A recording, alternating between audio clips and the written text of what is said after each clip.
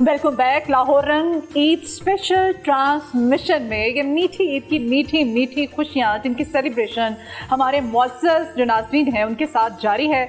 और अभी ब्रेक पर थे हम। ब्रेक के बाद जब आए हैं तो कुछ मज़ीद नए चेहरों के साथ, खूबसूरत चेहरों के साथ हमारे सेट पर खूबसूरती में इजाफा किए हुए। और ये न्यूली मैरिड कपल है। इस कपल की ये शादी के बाद पहली ईद है। इनसे जानेंगे कि इनकी ईद और इनकी तैयारियाँ कैसे जारी और सारी हैं। तो जी हमारे साथ डॉक्टर नबीहा अली खान है। आपको वेलकम करते हैं डॉक्टर नबीहा। ईद मुबारक। खैर मुबारक। और हमारे बहनोई हमारे साथ हैं हारिस खोकर साहब। जीजू आज हमारे साथ और पहली ईद है आप दोनों की। आपको बहुत बहुत ईद की खुशियाँ मुबारक हैं। और सियासत का तड़का हम जानेंगे कि सियासतदान जो हैं वो अपनी ईद किस तरह से सेलिब्रेट करते हैं। ये हमें बारा साहब तो बता ही रहे थे। अभी ब्रेक में हमें ज्वाइन किया जी अली तारिक चीमा साहब ने। चीमा साहब आपको भी ईद मुबारक। जी खैर मुबारक जी, आपको भी मेरी तरफ से ईद मुबारक। Thank you so very much. Cheema साहब कैसी ये बिल्कुल ऐसे ईद मुबारक नहीं, चीमा साहब ईद निकाल के रखें। ऐसे नहीं चल रहा यहाँ पर जनाब, हम हाजिर हैं। देखिए ईद वाले दिन जो पॉलिटिकल लोगों की ईद होती है वो ज़रा थोड़ी डिफरेंट होती है। सुबह ईद की नमाज़ पढ़ने के बाद जो भी आपके वोटर सपोर्टर्स होते हैं उनसे मिलना होता है, उनको मीट एंड ग्रीट स्टार्ट हो जाता है।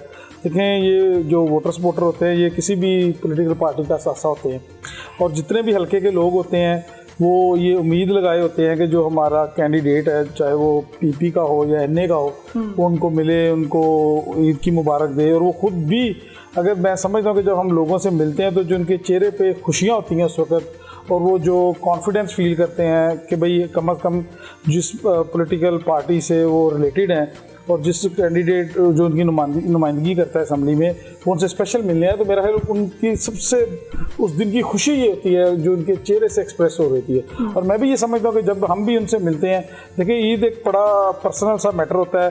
तमाम तर लोग जितने भी लोग होते हैं सोसाइटी के वो ज़्यादातर टाइम फैमिली को देते हैं, लेकिन जो पॉलिटिकल फिगर होता है वो ऐसा नहीं कर सकता। उसकी फैमिली, उसकी कॉन्स्टिट्यूएंसी होती है, उसके हल्के के लोग ही उसकी फैमिली होते हैं और वो उनके साथ टाइम गुजारने में ज़्यादा खुशी महसूस करते हैं। तो इसी तरह जब सुबह नमाज पढ़ने के बाद फिर ये सिलसिला जारी हो जाता है और फिर शाम तक ये सिर्फ टाइम ही गुजारते हैं चीमा साहब या फिर अपने हल्के के लोगों को? नहीं वो डेफिनेटली देखें ना मिलना तो फिर ईदी भी हल्के के लोग। तो आपका दौर है, आपकी हुकूमत है, इक़्तिदार में, ईदियाँ तो आप खुद नहीं। वो देखें मैंने तो आपसे पहले ये कहा कि ईद वाले दिन लोगों से मिलना ही उनके लिए ईद है। और जारी बात है जो मेहमान आपके पास आते हैं तो अल्लाह ताला की तरफ से ईद में मिलना ही सिर्फ ईद नहीं होती है। यहाँ पे मैं आपको करेक्शन कर दूं, ईदी भी देनी पड़ती है। वो डेफिनेटली बच्चे आते हैं तो उनको तो देनी पड़ती है। जो मैच्योर वोटर सपोर्टर है वो उसकी तो डिमांड ईदी नहीं होती, उसकी तो डिमांड ये होती है कि आप उससे अच्छे तरीके से फिर कहते हैं आप नहीं पीटीआई वालों की लोग तारीफें करते हैं। अभी बारा साहब इतनी अच्छी अच्छी बातें कर रहे थे, कह रहे थे कि नहीं हम सबका ख्याल रखते हैं। नून लीग वाले कहते हैं कि नहीं जो बड़ा होगा उम्र में सिर्फ उसी को ईदी देनी है। खैर डॉक्टर हमने करना है, उन्होंने कहना है। कहने और करने में फर्क है। अच्छा लड़ा नला लेकिन आज आपके पास एक अच्छी अपॉर्चुनिटी है नदिया कि आपके पास हारिस खोकर हैं और उनकी शादी के बाद ये पहली ईद है। तो आज आप ईद की डिमांड भी कर सकती हैं। भाभी भी साथ हमारी बैठी हुई है तो ये ईदी का कहने जरा वो तो वैसे भी मैं साली हूँ तो सालियों का तो हक बनता है जीजू जो हैं उनसे निकलवाना।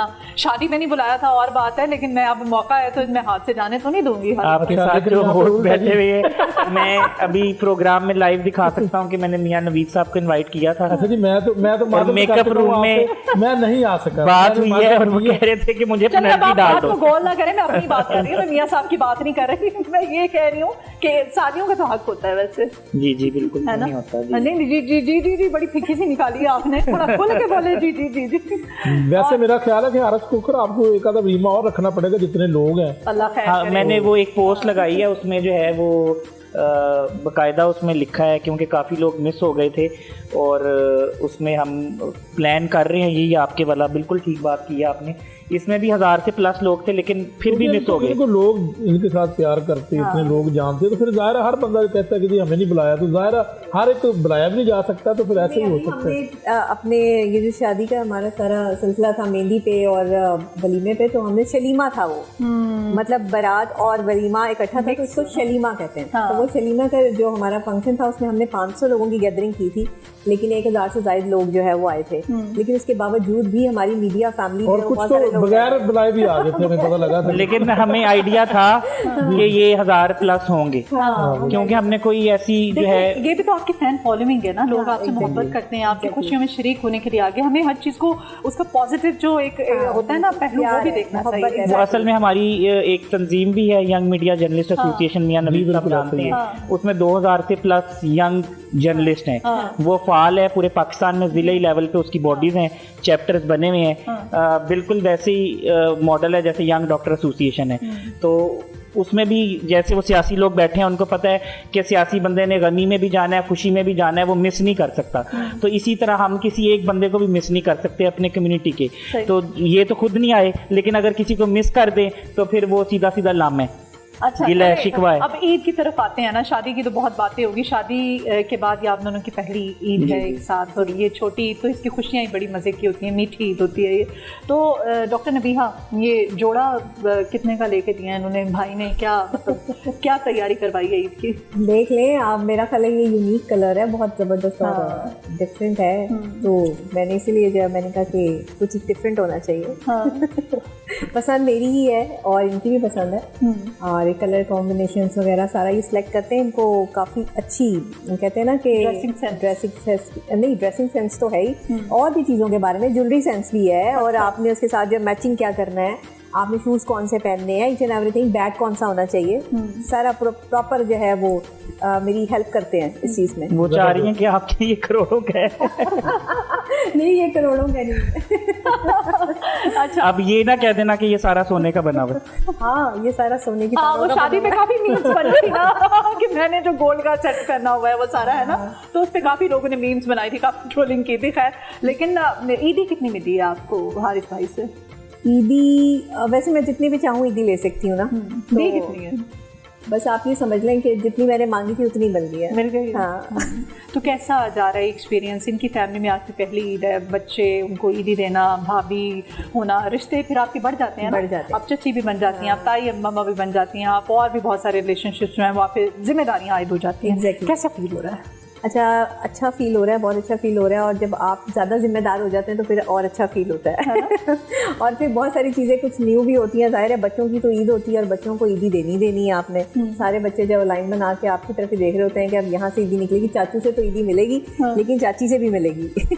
तो वो ये सारी चीज़ें जो है वो चल रही हैं, और खाने शाने, मीठा, सब चीज़ें जो है वो आपको पता है कि ईद पे ऑन होती हैं। हाँ, तो आप जी डॉक्टर नबीहा इतनी प्यारी लग रही हैं, हमारी बहन तो ईद का दिन भी है, तो हारिस भाई भी हमारे साथ हैं। हारिस भाई कोई गुनगुनाए ना हमारी बहन के लिए, कोई ईद के मौके का फ़ायदा उठाए, कुछ गुनगुना के।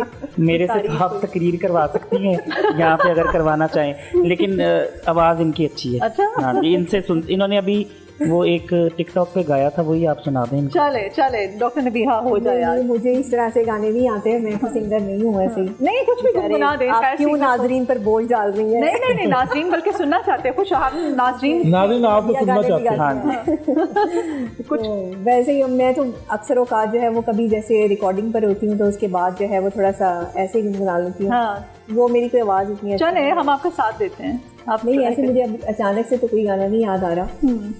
ये मैं वो जो हमने रिकॉर्ड किया उधर देख लें, उधर आपने राइट साइड पे शायद कोई अचानक से आमद हो जाए आपको। लेकिन वो मुझे वैसे नहीं आता ना, याद असल में नहीं है। निकालने सामने है मोबाइल। क्या शौहर है यार, वो पूरा मतलब अरेंज किया हुआ है। नहीं वो मैंने जो रिकॉर्ड किया है वो वही सुना देंगे। अच्छा ना कम्युनिकेट कर रहे हैं वो जो है वो वही सुना देंगे, वो ज़्यादा अच्छा होगा। ठीक है, मुझे ऐसे ज़बानी कभी गाना याद नहीं हुआ। मुझे अगर मैं कोई गा भी दूँ तो 1-2 लाइन गा सकती हूँ, क्योंकि मैं तो इंटरव्यू करने वाली बंदी हूँ और एक जर्नलिस्ट हूँ, तो गाने शानों का मुझे इतना कोई क्रेज़ नहीं है। अच्छा, वैसे जर्नलिस्ट होते हैं ना, एंकर्स होते हैं, उनकी वैसे भी वो सुरीले होते हैं, उनकी आवाज़ अच्छी देखिए ना, होती है। एंकर जो होते हैं उसमें एक एक्टर भी होता है, सुर, और हमें बड़ा पता होता है, हमने लफ्ज़ों से खेलना होता है ना, पैकेज। हमें पता होता है, पूरा एक बंडल होता है, एक पैकेज होता है। मियां साहब बिल्कुल ऐसा ना। ये आपका गाना यही वाला गाना निकाल लीजिए जी। आज हारिस भाई सुन के छोड़ेंगे।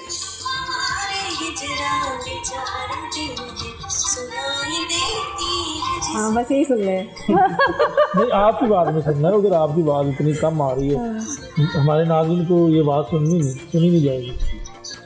ऐसे चले वैसे गुनगुना रहे हैं। वैसे गुनगुनाना है। सुनाई देती है जिसकी धड़कन, तुम्हारा दिल या हमारा दिल है। बस इतना ही गा सकती हूँ। अच्छा, अच्छी बात है वैसे आप। नहीं, आवाज तो अच्छी है। वैसे हारिस भाई तो सुनते होंगे, है ना? जी जी। I can her understand. वक्त नहीं मैं सुना सकती, हर वक्त नहीं, हाँ कभी कभी ये दीदी का। अच्छा, आप बताएं चीमा साहब, भाभी को आप भी कोई गाने? नहीं, मैं कह रहा हूँ हारिस भाई ये कहते थे मुझे वैसे बड़ी सुनाती हैं, गाना कम ही सुनाती हैं। नहीं, वो अभी शादी नहीं हुई है, अभी ये वाला सीन ऑन नहीं है। वो हम लोग में ये जो इधर से स्टार्ट हो रहा है ना काम, हम लोग कह सकते हैं ये तो घर घर की ये नई स्टोरी है ना, ये सुनने सुनाने वाली। अभी वैसे हनीमून का कोई अनाउंस आपने किया था, पता नहीं आप अभी आगे मुझे इन्फॉर्मेशन नहीं है, कहीं हुआ डिसाइड आपका या? बिल्कुल। हमारा बस वो पासपोर्ट आ रहा है, क्योंकि हमारा आईडी कार्ड जो है था ना मेरा, जी जी। वो गुम गया था और फिर मैंने नया बनवाने के लिए दिया। अच्छा, तो बस वो आ रहा है, तो फिर हम जाएंगे इंशाल्लाह। निकल जाएंगे। जी निकल जाएंगे। उनका सवाल अधूरा रह गया मियां साहब का कि उन्होंने कहाँ जाना है, ये पूछा उन्होंने। नहीं वो जाहिर है नहीं किसी यार, और कंट्री जाएंगे ना। सीक्रेट बातें नहीं पूछते होते, खुदा का हमारा नाम प्लान तो था कि ये हम सीक्रेट उम्रा नहीं है, ये तो पहले तो अभी जो है उम्रा देख करो, रहे हैं। हो जाए हाँ जी तो बिल्कुल। मियाँ साहब के साथ तो घर वाला ताल्लुक है, पूरी फैमिली के साथ ये पूरी फैमिली डॉक्टर की है जी, डॉक्टर्स पर मुश्तमिल है। और फिर भाभी हमारी वो भी डॉक्टर हैं माशाल्लाह, तो इनके भाई के साथ बड़ा अच्छा ताल्लुक है, इनके वालिद साहब भी डॉक्टर हैं, तो ये बड़ी लिखी फैमिली है माशाल्लाह, पुराना ताल्लुक है जी। अच्छा चीमा साहब, आप बताइए, आप भाभी को हनीमून पे कहाँ लेके गए थे, और पहले ईद की कुछ यादें कोई आपको याद है, किस तरह से सेलिब्रेट? देखें, ईद आपने कहा कि अभी बच्चों की ईद का जिक्र हो रहा था। ईद एक ऐसी फेस्टिविटी है जो वक्त के साथ चेंज होती चली जाती है। जब आप बच्चे होते हैं उस वक्त ईद आपके लिए पैसे इकट्ठे करने की एक अपॉर्चुनिटी है, और जैसे जैसे बड़े होते हैं आपकी जो रिस्पॉन्सिबिलिटीज़ हैं वो बढ़ती चली जाती हैं, आप चीज़ों को ऑन करना शुरू कर देते हैं, तो फिर आपकी जो ईद है वो डिफरेंट वेज़ में गुजरना शुरू। मिसाल के तौर पे जब मैं पॉलिटिक्स में नहीं था, जॉब कर रहा था, तो मैं ईद वाले दिन सारा दिन सोने के अलावा कोई काम नहीं था। ईद की नमाज़ पढ़ने के बाद सारा दिन सोने की अपॉर्चुनिटी थी। फिर जब पॉलिटिक्स में आ गए तो ईद लोगों से मिलने की अपॉर्चुनिटी बन गई। यानी सुबह ईद की नमाज़ पढ़ने के बाद शाम तक, जब तक मतलब लोग आना जाना छोड़ नहीं देते, तो आप कोई और काम कर ही नहीं सकते फैमिली को टाइम। क्योंकि मैंने ये पहले कहा कि आपके जो वोटर सपोर्टर थे वही आपकी फैमिली होते हैं, वो आपके लिए सबसे इंपॉर्टेंट होते हैं, और वो एक्सपेक्ट कर रहे होते हैं कि आप ईद के दिन सारा दिन उनके साथ अच्छी तरीके से मिलेंगे, गुजारेंगे। और स्पेशली मैं ये जिक्र करना चाहता हूँ इसी वाले से कि मैंने जब पॉलिटिक्स का आगाज़ किया तो मैंने इसको थोड़ा ट्रेंड को चेंज किया। पहले लोग जो भी पॉलिटिकल फिगर होते उसके डेरे पे आते थे, उनसे मिलते थे, लेकिन मैंने जब 2014 में आगाज़ किया सियासत का, तो मैंने इसको थोड़ा चेंज किया। मैंने लोगों के पास जाना शुरू कर दिया, और स्पेशली जब गांव देहातों से, जो रूरल एरिया से मेरा ताल्लुक है सांगलाइट से, तो वहाँ पे जब आप लोगों के पास गांव में जाते हैं तो मेरा ख्याल उनके लिए ईद का जो सबसे स्पेशल इवेंट है वो यही होता है कि जो वो जिस शख्सियत को, सियासी को पसंद करे, उनके घर चल के आ गए, और वो भी ईद वाले दिन, तो उसको बड़ा सेलिब्रेट करते हैं। फिर आहिस्ता आहिस्ता मुझे देखते देखते कई और लोगों ने भी ये काम शुरू कर दिया कि भाई इससे वोट जो है, वोट बैंक बढ़ता है। अच्छा, तो देखे जब मैंने वोट बैंक बढ़ाने के लिए नहीं किया था, मैंने तो वैसे कहा कि मियां साहब अच्छा आइडिया वोट बैंक बढ़ाने का, अगले साल मेरे काम आएगा। मैंने तो इसलिए कहा कि लोगों की खुशियों में शरीक हो, अल्लाह राजी होगा, लेकिन अल्लाह ताला ने उसका फल भी दिया था जब आप नेक नीति। अच्छा, मैं ना मुझे बड़ा क्लिक किया था उस वक्त, लेकिन मैं पी गई इस चीज को। आपने कहा ना कि मदीहा नमाज भी जो है वो रोज़ों से पहले जो हमारे प्रेस क्लब के इलेक्शन में माशाल्लाह जो है वो इलेक्शन जीत चुकी हैं। अच्छा, और इनको भी मुबारकबाद दे दें, और इलेक्शन जीतने के बाद इनकी पहली ईद है आज। हाँ जी, नहीं जी, बहुत बहुत मुबारक हो आपको, और स्पेशली आपका जिस माफिया से मुकाबला था उसमें तो आपको वोट मांगना आप इनको भी सीखना पड़ेगा। उनको कोई वोट दे भी तो फिर भी वो 47 ही कहेंगे, उनको कोई दे ना। हाँ जी बिल्कुल, डेफिनेटली जी इनकी। लेकिन हमारे साफियों ने जी बिल्कुल तस्लीम किया, जो हमारे मुखालिफ थे उन्होंने तस्लीम किया जी कि हम इलेक्शन हारे हैं, हम इलेक्शन हारे हैं। बिल्कुल ऐसा ही हुआ जी, तस्लीम किया। मर मर के किया, लेकिन कर गए। करना पड़ेगा ना, मरता क्या ना करता वाला हिसाब है। असल में इशू ये कि देखिए, ये कुछ सालों से ना, एक डेकेड से ये गलत तरफ चीजें चलेंगी। अगर कोई अपनी मेहनत से भी जीत जाता है ना, तो हम 1 मिनट लगाते हैं, उसको ब्लेम कर देते हैं कि भाई आपने मैनिपुलेट किया। और उसके 12 साहब बैठे हैं ईद वाले दिन, ये बातें अच्छी नहीं है, अच्छी अच्छी बातें करें, प्यार वाली बातें करें, खाने पीने की बातें करें, और थोड़ा सा गुनगुना लें, क्योंकि 12 साहब ने 547 की बात शुरू कर देनी है। 12 साल पहले कह रहे थे हम तो इसके अफेक्ट नहीं है खुद कि हम जीते हुए इलेक्शन जो है ना हमें हराया गया, लेकिन मैं क्योंकि एक प्रॉमिस हुआ था कि सियासत पर बात नहीं करनी, ईद पे बात करनी है। क्योंकि हम रोज सियासत पे प्रोग्राम हमें करते हैं। तो देखे ना, इस बात पे भी है, जब जरा मियां नवाज शरीफ को इतनी मेहनत से उसको बुलाया गया और लाके वहाँ पे हरा दिया गया था, वो भी हारे हुए थे। अच्छा, 12 साल ना चीमा साहब आपके आने से पहले कह रहे थे, वो सवैयों का जब जिक्र आया ना तो कहते हैं पता नहीं, शुक्र है सवैयां घर पे ही खा ली हैं। मैं सोच रहा था कि कहीं ऐसा ना हो पुलिस मोबाइल में मुझे सवैयां खानी पड़े बैठ के ईद वाले दिन। अच्छा, वो फ्री में मिलनी थी इनको सरकारी फंड से। खैर, नहीं, वो मजेदार नहीं होनी थी ना। अच्छा, 12 साहब, और अब आप बताइएगा, ईद अब जाहिर है थोड़ा सा मुश्किल चल रहा है, आई कैन अंडरस्टैंड, लेकिन उसके बावजूद क्या मतलब किस तरह से ये ईद की सेलिब्रेशन और जब आपका अपना टेन्योर था कितना डिफरेंट होता है, क्या फील करते हैं सेलिब्रेशन को लेकर के? लेकिन इस हवाले से उस दौर के अंदर नहीं, मैं इसलिए कर रहा था कि मैंने अल्हम्दुलिल्लाह उस दौर के अंदर मेरी बड़ी एक अहम जिम्मेदारी थी, चेयरमैन ओवरसीज मिशन में था जी जी। तो उसमें बेसिकली तो वो 3 साल जो गुजरे हैं ना, वो इसी तरह ही थे कि एज लाइक वो आप एक कोर्ट कर रहे हैं और लोगों के मसले मसाइल सुन रहे हैं और फिर उनको रिजॉल्व करके तो इसमें ये जो ना वो उस दौर के अंदर कोई कुछ यादें ऐसी हैं, कुछ चीज़ें ऐसी हैं कि जो जिनको याद करके ना, तो आज भी वो लोग जिनके लिए काम किया था, जिनका हक दिलवाया था, तो वो जब आज भी दुआएं देते हैं तो यकीन जानिए मैं समझता हूँ कि आज तक इस पार्टी के साथ रहने की असल वजह यही है। और खान साहब की मोहब्बत जो है ना, वो उसकी असल वजह भी यही है कि वो लोगों की दुआएं हैं और जितने मुश्किल हालात से हम गुजर रहे हैं या गुजर चुके हैं, अब मैं उसको मतलब बयान, क्योंकि बेसिकली आज खुशी का दिन है तो उसको हम इस तरह तो नहीं बयान करेंगे, लेकिन बेसिकली ये है कि इंसान, जिस तरह मैं शुरू से मैंने आपसे बात की थी कि इंसान को अल्लाह ताला ने अशरफुल मखलूक़ात बनाया है। ऐसा ही। और ये अशरफ, जब आप मखलूक़ात में से अशरफ हैं तो आप फरिश्तों से ऊपर हैं जी। अब इसमें यह है कि जब आप अपने जैसे इंसानों की मदद कर रहे होते हैं, उनकी किसी न किसी हवाले से मुश्किलात के लिए आप अपना वक़्त निकालते हैं, तो मैं समझता हूँ कि यही वो चीज़ है जो इंसान को अशरफ बनाती है जी। और मखलूक़ात में जो है ना वो इसको दर्जा ऊपर जाकर मिलता है। तो उस दौर के अंदर बस अल्हम्दुलिल्लाह जहाँ तक भी हो सका है वो जितना भी काम था वो तकरीबन ये लाहौर के अंदर राउंड अबाउट मेरी जो आखिरी प्रेस कॉन्फ्रेंस थी कोई 28 अरब के करीब लोगों के जो थे जो प्रॉपर्टियों के मसले मसाइल थे रिजॉल्व करवाए थे। तो वो जो चीज़ है ना वो आज भी इंकरेज करती है और अपने आप में एक मैं क़ुव्वत महसूस करता हूँ कि यार मैंने अपने हिस्से का काम इस मुल्क के अंदर, जो मैं समझता हूँ कि हो सकता है कि अगर वो मेरी जिम्मेदारी ना होती तो मैं पूरी ज़िंदगी के अंदर वो ना कर सकता जितना वो 3 सालों के अंदर। चलें जी, हम आइंदा भी आपको गुड लक कहते हैं 12 साहब। अब न्यूली मैरिड कपल भी हमारे साथ है, डॉक्टर नबीहा। अब एक आजकल एक ट्रेंड चल रहा है, शादी होती है तो भी पहली ईद या कोई इस तरह का कोई भी होता है त्यौहार, तो फिर लड़कियां जो होती हैं ना, नई नई दुल्हनें जो होती हैं, हाथों पे वो अपने मियाँ का नाम लिखवाती हैं। मैंने लिखवाया मेहंदी पे जब मेहंदी लगी थी तो लिखवाया था, बिल्कुल ट्रेंड मैंने भी फॉलो किया था और मोहब्बत से फॉलो किया था। मेरा ख्याल है, देखिए नाम लिखवाने से मोहब्बत ज़्यादा या कम नहीं होती, लेकिन नाम लिखवाने से ये होता है कि चले एक आपको याद रहता है, आप बार बार देखते रहे यार अच्छा लगता है ना। अच्छा लगता है। और वो फिर जब आप दुल्हन बनी हो, आप सजी समरी हो, तो कितना एक वो। तो हारिस भाई आप बताइएगा ना, आप डॉक्टर नबीहा को किस मतलब आपको रूप में ज़्यादा अच्छी लगती हैं, इस तरह बनाव सिंगार में, किस किस्म की ड्रेसिंग में, मशरकी, ईस्टर्न, वेस्टर्न, क्या मतलब क्या लुक आप इनकी ज़्यादा आपको पसंद है?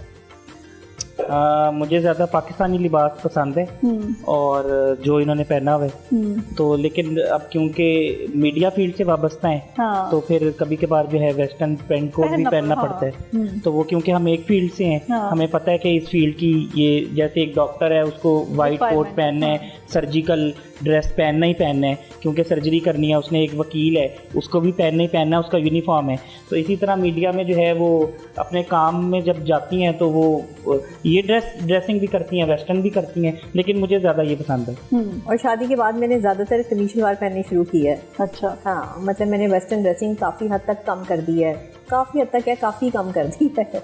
अब मैं ज़रा थोड़ा सा, क्योंकि इनको पसंद है तो फिर मैंने कहा कि जो शौहर को पसंद है वही करना चाहिए। जैसा आप लोगों को बताते हैं कि शौहर की जो है वो कैसे मोहब्बत और उसकी बात कैसे माननी है, तो फिर सबसे पहले मुझ पर भी फ़र्ज़ होता है कि मैं भी शौहर की बात मानूँ और जो उनको पसंद है वही करूँ, वो ज़्यादा बेहतर है। ठीक है। और शादी की जब शॉपिंग की थी, शादी का जोड़ा, मेहंदी की, सब जितना भी इवेंट था ओवरऑल साथ थे हारिस भाई? बिल्कुल शॉपिंग की, इनकी पसंद का था सब कुछ? हाँ, साथ साथ थे। और हाँ, इवन मेहंदी भी जिस वक्त लगाने के लिए गए हैं तो मेहंदी में भी उधर भी साथ साथ थे। अच्छा, मेहंदी भी पास बैठ के लगवाई? पास बैठ के क्या बात है भाई।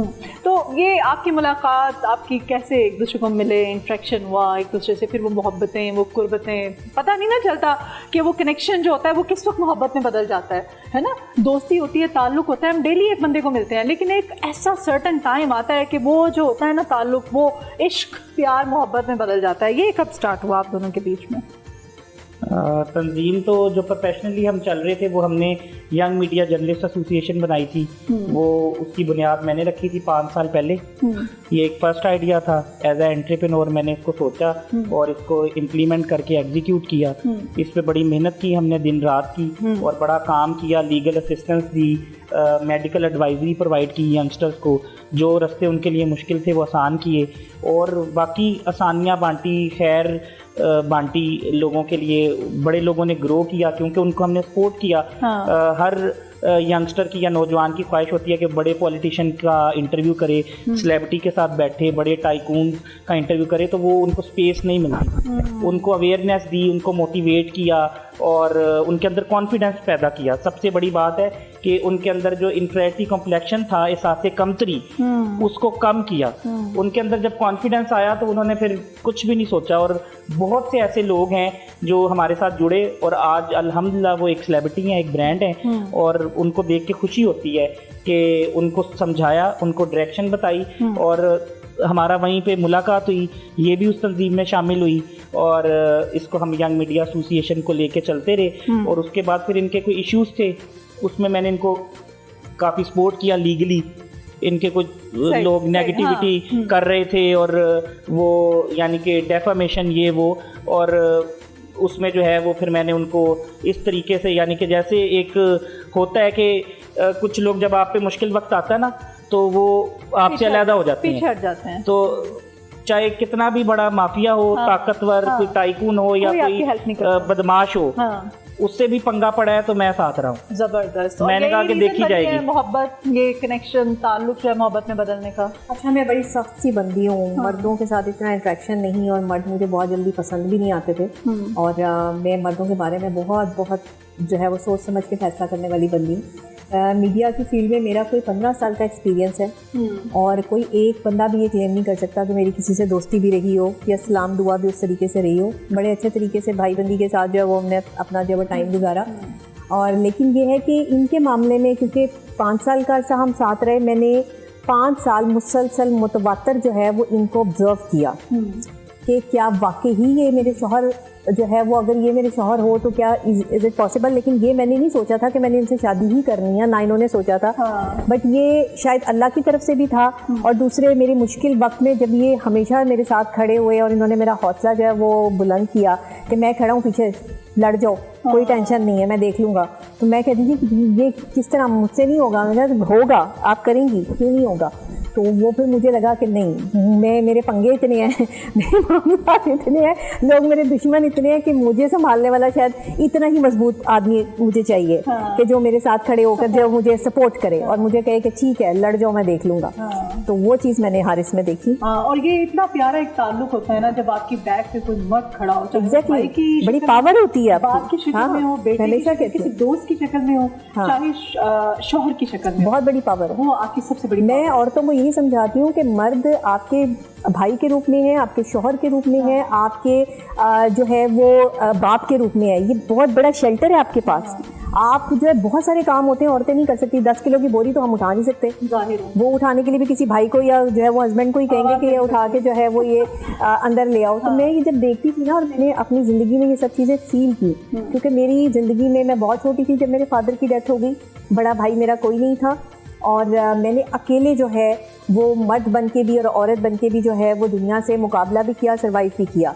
तो मेरे लिए मर्द की इज्जत जो है ना वो कहीं 100 गुना ज़्यादा थी, और मैंने इसी चीज़ को लेकर जो है वो साइकोलॉजिकल, क्योंकि मैं आपको पता है माहिर नफ्सियात भी हूँ अल्हम्दुलिल्लाह, तो मेरी एक्सपर्टीज़ जो है वो बिहेवियर साइकोलॉजी में है और एबनॉर्मल साइकोलॉजी में है। अभी मैंने पाकिस्तान में सिर्फ बिहेवियर साइकोलॉजी पे काम किया है, एबनॉर्मल पे काम नहीं किया। सही। और आप ये देखिए कि उसमें मैंने देखा कि हमारे तो बिहेवियर ही ठीक नहीं है। हाँ। मियाँ बीवी आपस में जो है वो एक दूसरे की इज्जत ही नहीं करते। नहीं। यहाँ भाई की जो है वो उस तरह से रिस्पेक्ट ही नहीं है, बहन को पता ही नहीं कि भाई की जो है वक़्त क्या है।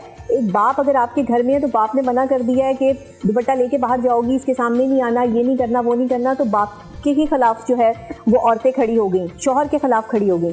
फिर मैंने 2 साल पहले जो है वो एक बेड़ा उठाया कि क्यों ना मैं इन औरतों को समझाने की कोशिश करूं कि नहीं, मर्द अगर आपके साथ है तो आप बहुत पावरफुल हैं। और ये बात मैं समझाने में किसी हद तक पाकिस्तान में कामयाब हुई, ना सिर्फ पाकिस्तान में बल्कि ऑल ओवर द वर्ल्ड, सब जगह पर जो है मुझे बड़ी पजीराई सुना जाता है। हाँ, और लेकिन कुछ लिबरल खवातीन ने मेरे खिलाफ जो है वो महाज भी खड़े किए। हाँ। बट मैं लड़ रही हूँ और अपने महाज पे ठीक है खड़ी जी, हूँ हम आपकी हमारी गुड विशेज हैं आप दोनों के लिए, Thank you. और मजीद भी इसी तरह से आपकी मोहब्बत, आपस में ताल्लुक, आपकी प्यार मोहब्बत बढ़ता रहे। अभी एक ब्रेक ले लेते हैं। बिल्कुल जी, काफी टाइम हो चुका है। हाँ जी, ब्रेक के बाद दोबारा हाजिर होते हैं। ईद मुबारक।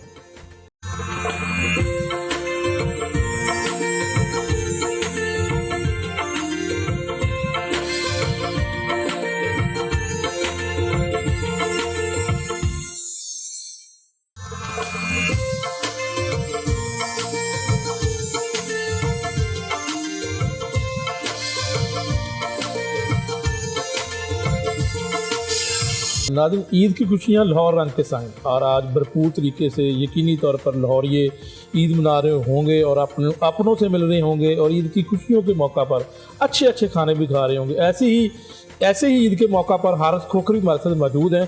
हारिस खोखर साहब, बताएं फ्यूचर में आप क्या करना है, आपने यंग सहाफ़ियों के लिए आप क्या करना चाहते हैं?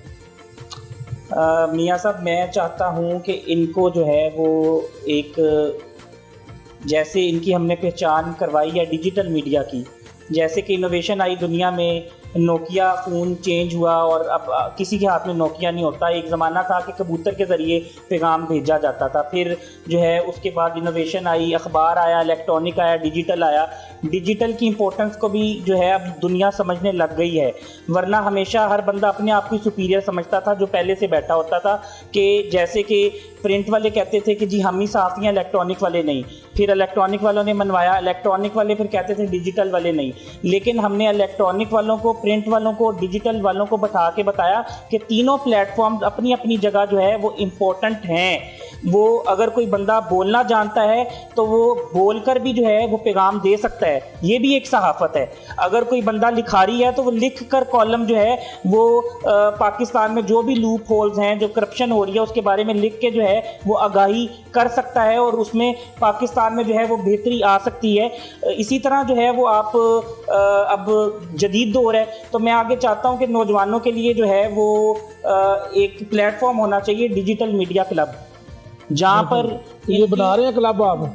मैं तो कोशिश कर रहा हूँ बड़े अरसे से कि क्लब जो है बनाएं हम, और हमारी ही कोशिश है उनको जो है नौजवानों को वहाँ पर जो है वो प्ले ग्राउंड भी दिया जाए, वहाँ पर उनको स्विमिंग पूल, जिम दिया जाए और एक शेल्टर दिया जाए, अंडर वन अम्ब्रेला सबको गैदर होना चाहिए।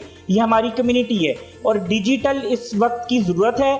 और देखें, जिसने भी जिद्दत को नहीं माना या इनोवेशन को नहीं माना तो वो बंदा पीछे रह गया है, और जिद्दत और इनोवेशन हमेशा अपने आप को खुद मनवाती है। सही है जी, हमारी बेस्ट विशेस है जी आपके आपकी जो थॉट्स है इसके लिए।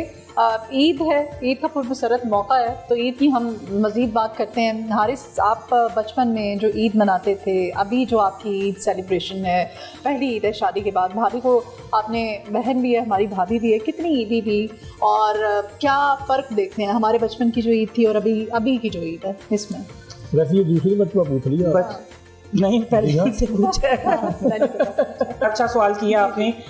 बचपन की ईद तो कमाल थी, क्योंकि उसमें पैसे इकट्ठे करने होते थे, और ये डिफरेंट है क्योंकि इसमें पैसे बांटने होते हैं, तो फ़र्क तो है। बचपन की ईद बड़ी शानदार थी क्योंकि उसमें सिर्फ खेलना होता था और उसमें सिर्फ पैसे इकट्ठे करने होते थे। पैसे इकट्ठे हो जाते थे तो फिर सारे कज़न मिलके दुकान की तरफ जाते थे और वहाँ से जो है वो चीज़ें लेके खाते थे।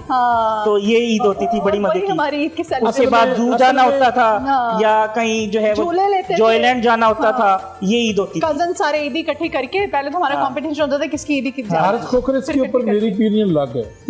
अली तारक चीमा साहब ने बात की जी कि वो ईदें या ये इन्होंने कहना ये कहा कि शायद वो ईदें नहीं रही, लेकिन हम ये क्यों नहीं कहते कि जी अब रिस्पॉन्सिबिलिटी है और जिम्मेदारियां हमारे ऊपर है। ईद वही है, आज के बच्चे को पूछ ले वो कहेगा उसके लिए बड़ी मजेदार ईद है, लेकिन हम समझते हैं जब हमारे ऊपर जिम्मेदारियां आ चुकी है तो हम समझते हैं कि ईद वो नहीं रही। तो मेरी यानी कि ईद तो बचपन की है ना, अब तो जिम्मेदारी है। अब यानी कि हमारे ईद में फर्क नहीं आया। अब जो हमारे बच्चे हैं या हमारे भतीजे भांजे हैं, हम उनकी ईद को अच्छा बनाते हैं कि उनको जो है वो कहाँ पर जो है वो इंटरटेनमेंट के लिए लेके जाना है। उनकी फरमाइशें होती हैं, जैसे हमारी होती थी, वो हमारे माँ बाप पूरी करते थे, अब हमने उनकी करनी है। अब पहले हम ईद लेते थे, अब हम ईद देते हैं, तो अब जिम्मेदारी वाली ईद है। पहले तो शुगल मेले वाली ईद थी, घूमना फिरना, कोई जिम्मेदारी नहीं थी, कोई जिम्मेदारी नहीं। बिल्कुल ऐसा ही है। बेफिक्री थी ना, जिस वक्त बेफिक्री थी। हाँ, मैं कहने लगा था just for the sake of जो मियाँ साहब ने कहा कि दूसरी दफा सवाल पूछिए, मेरे जेहन में ख्याल आया कि वो कह रहे हमसे एक दफा चाय नहीं पूछी, उनसे सवाल पूछी। चाय भेजो भाई, चाय भेजो, बहुत हो रही है। असल में नतीजा नमाज बार बार ईद का इसलिए पूछ रही है कि उसने प्रोग्राम खत्म होने के बाद हर एक से ईद भी वसूल करनी है। ईद हर एक से तो मैंने करनी है या नहीं करनी, बट इस बंदे से जरूर करनी। हम आदना ईद देंगे अल्हम्दुलिल्लाह ईद देंगे जनाब। अगर आप इनको चाय ना पिलाई तो देखिए जी, आप चाय भेजो भाई। आप वैसे भी यहाँ पर तो एंकर है ना, वैसे आप हमारी लीडर हैं, हमने आपको सपोर्ट भी किया, ईदें किया, आपके ऊपर ईदें सीधे आप कुर्बान कर देंगे। बड़े स्वीट हमारे कलीग हैं, बहुत ही अच्छे नाइस आदमी हैं, इनके साथ हमारा ताल्लुक ऐसा है, गपशप मजाक और ये ताल्लुक, और ये हमारा ना बेसिकली हमारी जो न्यू की फैमिली है, हमारी लाहौर की फैमिली है लाहौर, तो हम ना सारे एक फैमिली की तरह इतने प्यार मोहब्बत से हम रहते हैं, शुगर मजाक ये सब। और आज तो ईद का त्यौहार भी है। बारह साहब हंसी डांड रहे हैं, बारह साहब क्या याद आ गया? मुझे याद आ रहा है कि मियाँ साहब वाकई ना एक वैसे भी दर्द दिल रखने वाले इंसान है। हाँ। और मैंने अक्सर इनके प्रोग्रामों में जाके दर्द डिस्को याद आ गया मुझे। दर्द तो यानी कि इसका मतलब है वो आपको ईद दे के जाएंगे। हाँ, वो शाहरुख का गाना नहीं है दर्द डिस्को। बेसिकली ना जब किसी भी जगह के ऊपर ना अक्सर ये प्रोग्राम कर रहे होते हैं ना, और जो भी लोगों के मसाइल को उजागर करते हैं, तो उसमें ये जाती तौर पे बड़े इन्वॉल्व नजर आते हैं, और स्क्रीन के ऊपर ये नजर आ रहा होता है यार ये बंदा अंदर से तड़प रहा है कि ये हॉस्पिटल में ये ज्यादती हो रही है, लोगों के साथ ये जुल्म हो रहा है, ये किसी भी जगह के ऊपर ना। तो मैं समझता हूँ कि ये एक अच्छे इंसान होने की निशानी। शुक्रिया बारा साहब, आपकी इस बात को बिल्कुल मैं एग्जाम्पल के तौर पे कोट करना चाहूँगा कि डॉक्टरों का एहतजाज हो रहा था, मैं वहाँ पे मौजूद था। पहले as a anchor, as a journalist ये बहुत अच्छा काम कर रहे थे, मौक़िफ़ ले रहे थे, लेकिन जब इन्होंने जुल्म होते देखा ना, इन्होंने माइक और कैमरा पकड़ा दिया और इन्होंने पुलिस वालों को एज अ इंसान, यानी इनके अंदर की इंसानियत जो होनी चाहिए, ह्यूमैनिटी इज़ फर्स्ट, तो एज अ इंसान इन्होंने कहा कि भाई तू ठीक नहीं कर रहा, और इन्होंने पकड़ लिया उसको। मैंने खुद देखा कि इन्होंने फिर पीछे किया कि तुम जो लोगों को जख्मी कर रहे हो, तुम्हें शर्म नहीं आती? ये बात क्या कि पकड़वा दीजिएगा। मियां साहब सोच रहे हैं बच गए किसी की नजर नहीं, ये इनको क्रेडिट जाता है।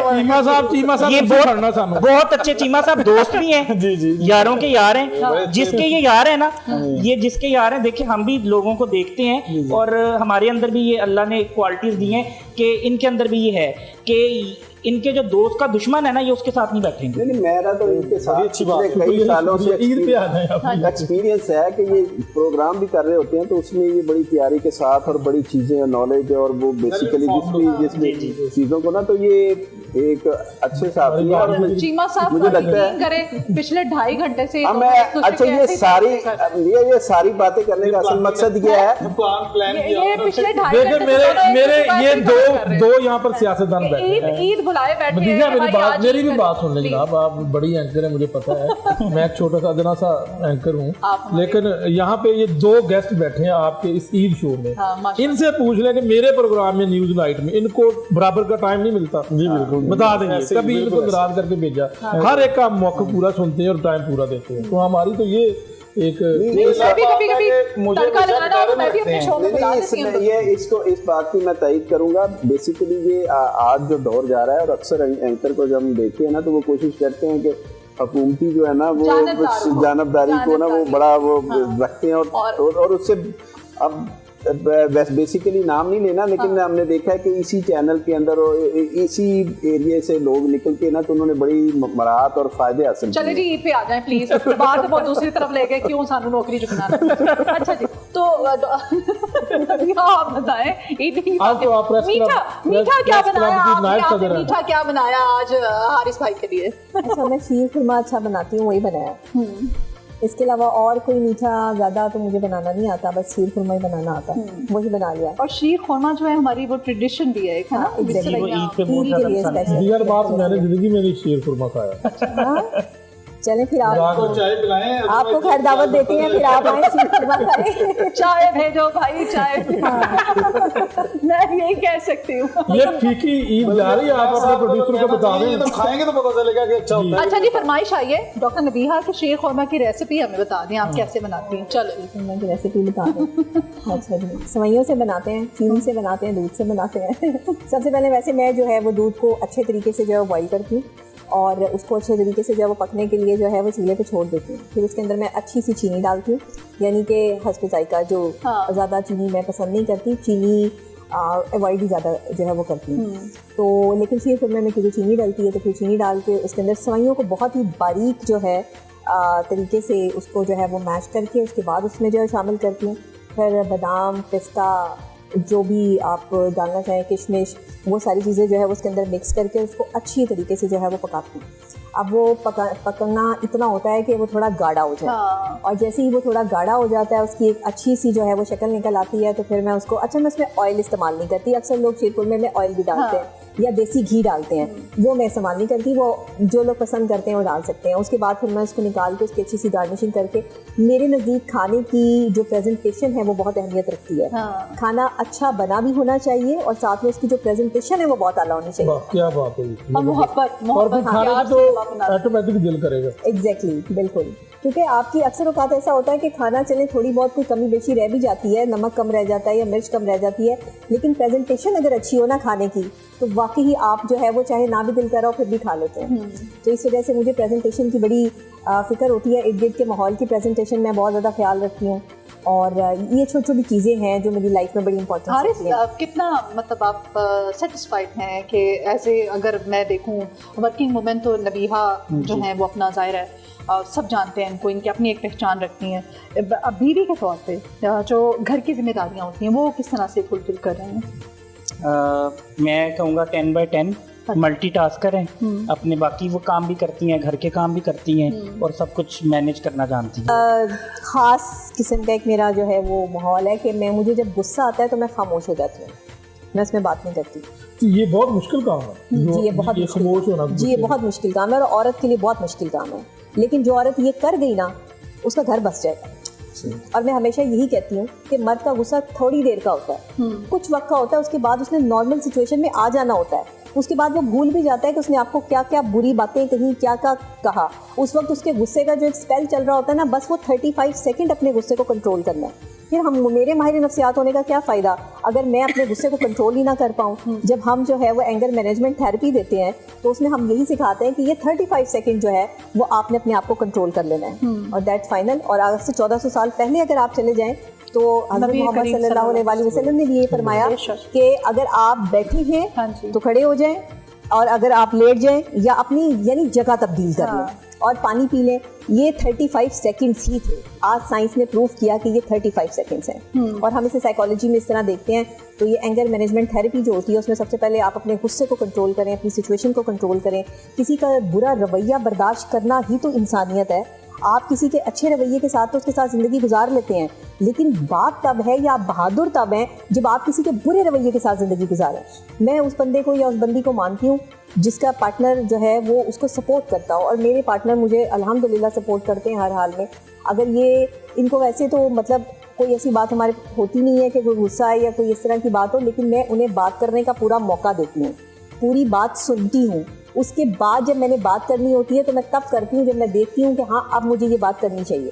तो ये चीजें जो है वो हमारी खवातीन में थोड़ी सी कमी है, जिसकी और ये एक्सरसाइज आप करके देखिएगा। डॉक्टर नबीहा बिल्कुल सही कह रही है। और बर्दाश्त, मुझे याद आया कि पाकिस्तानी लोग कहते हैं कि यार मैं बुरी बात बर्दाश्त नहीं करता। बात ही बुरी बात बर्दाश्त करनी होती है, और क्या बर्दाश्त करना। बिल्कुल ऐसी बात मैं गलत बात बर्दाश्त नहीं करता, यानी गलत बात की तो बर्दाश्त करना कॉमन ये है ना, सही बात को कौन बर्दाश्त करता है। नहीं, अभी मैंने ऑफ द रिकॉर्ड भी ये बात की थी डॉक्टर साहबा के बारे में।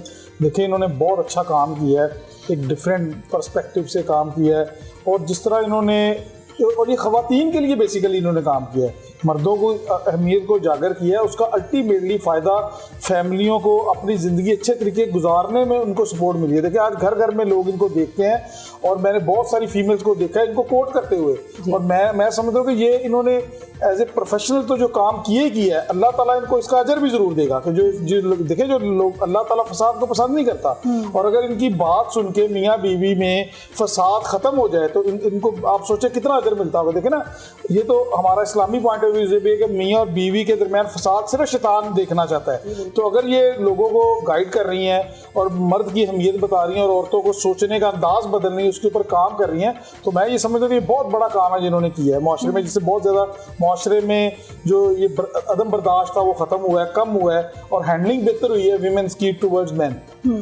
एग्जैक्टली। मुझे अक्सर लोग जब मिलते हैं, मुलाकात करते हैं, मैं बड़ी हैरान होती हूँ जब कोई एंकर मुझे ये कहता है कि जी ख़वातीन तो आपके बड़े खिलाफ है।